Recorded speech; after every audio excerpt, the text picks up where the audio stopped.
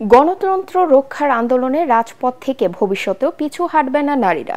বিএনপির নেত্রীরা বলছেন ৫ আগস্ট যেভাবে তারা কাঁধে কাঁধ মিলিয়ে মাঠে ছিলেন, সামনের দিনগুলোতেও থাকবেন। রাজপথে নারীর নেতৃত্বের ভূমিকা নিয়ে কথা বলতে গিয়ে এসব তুলে ধরেন তারা।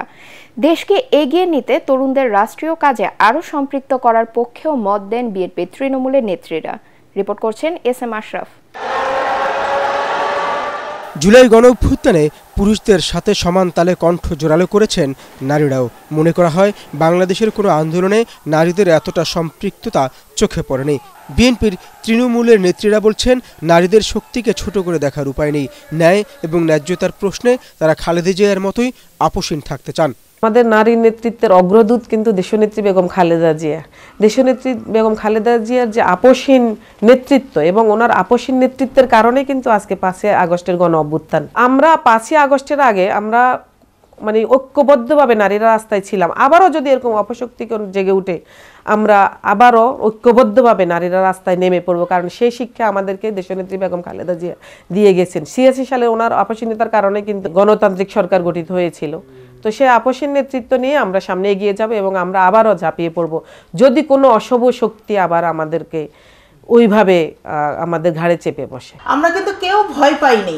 তা আমরা যদি সেই সময়টা পার করে আসতে পারি, সামনের যত কঠিন সময়ই আসুক না কেন, ইনশাআল্লাহ আমরা আবার সেইভাবে ঘুরে দাঁড়াবো। Double million offer Walton fridge কিনে পেতে পারেন ২০ লক্ষ টাকা, রয়েছে কোটি কোটি টাকার নিশ্চিত উপহার। তারা বলছেন এখনো লড়াই শেষ হয়নি, সামনে যেন আরো শক্তিশালী হয়ে মাঠে নামতে পারেন সে লক্ষ্যে এখন কাজ করছেন। আমাদের মূল টার্গেট হলো মানুষের জননিরাপত্তা এবং মানুষকে সাংগঠনিকভাবে আমাদের সংগঠনকে শক্তিশালী করে দেশে একটা গণতান্ত্রিক সরকার প্রতিষ্ঠা করে সুষ্ঠু নির্বাচনের মাধ্যমে গণতান্ত্রিকভাবে মানুষের হাতে দলীয় সরকারের হাতে ক্ষমতা হস্তান্তর করার জন্য আমরা মূলত আমাদের কর্মসূচি চালিয়ে যাচ্ছি এবং দেশে যেন অশুভ শক্তি ৫ তারিখের আগে যারা ১৬ বছর ধরে দেশকে একটা অনুরাজ্য সৃষ্টি করে রাখছিল, অবৈধভাবে ভোটারবিহীনভাবে ক্ষমতা চেপে মানুষের গলার উপর পা দিয়ে রেখেছিল, সেই ধরনের অপশক্তি যেন আর চেপে বসতে না পারে,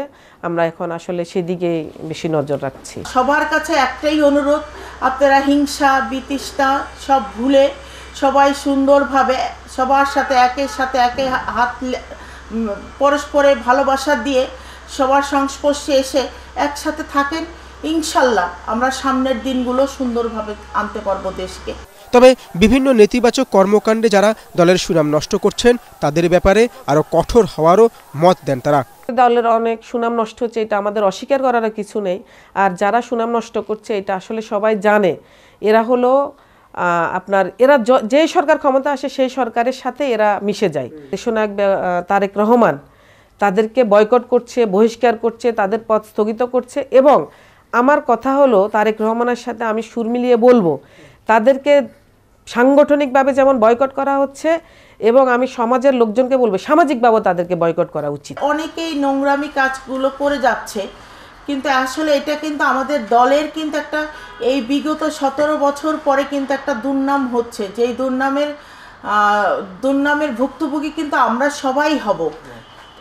আমরা কিন্তু সামনে আমাদের সুদিন যদি আমরা অপেক্ষা করি, তা আমাদের কিছুটা দিন ধৈর্য ধরে আমাদের কার্যক্রমগুলোকে চালিয়ে নিতে হবে। সেইভাবে যদি আমরা শুনে কার্যক্রম করি, ইনশাল্লাহ আমরা সামনের সুদিন খুব দ্রুতই পাবো। বিএনপির রাজনীতিতে সক্রিয় এসব নারী নেত্রীরা বলছেন দেশকে এগিয়ে নিতে তরুণদের উপর ভরসা রাখতে হবে।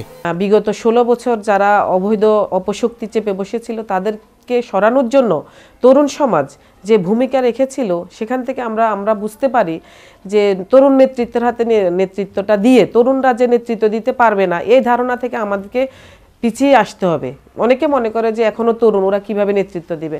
আসলে তরুণদেরকে নেতৃত্ব চাপ দিতে হবে এবং তরুণদের কাছে ক্ষমতা হস্তান্তর করতে হবে, তাদেরকে দেশের দায়িত্ব দিতে হবে। সবাইকে এক হাতের উপর হাত রেখে আমাদের সুন্দরভাবে এগিয়ে চলা, সামনের দিনগুলোকে সুন্দরভাবে মোকাবেলা করা, আমরা কিন্তু সেগুলো করতে পারছি না।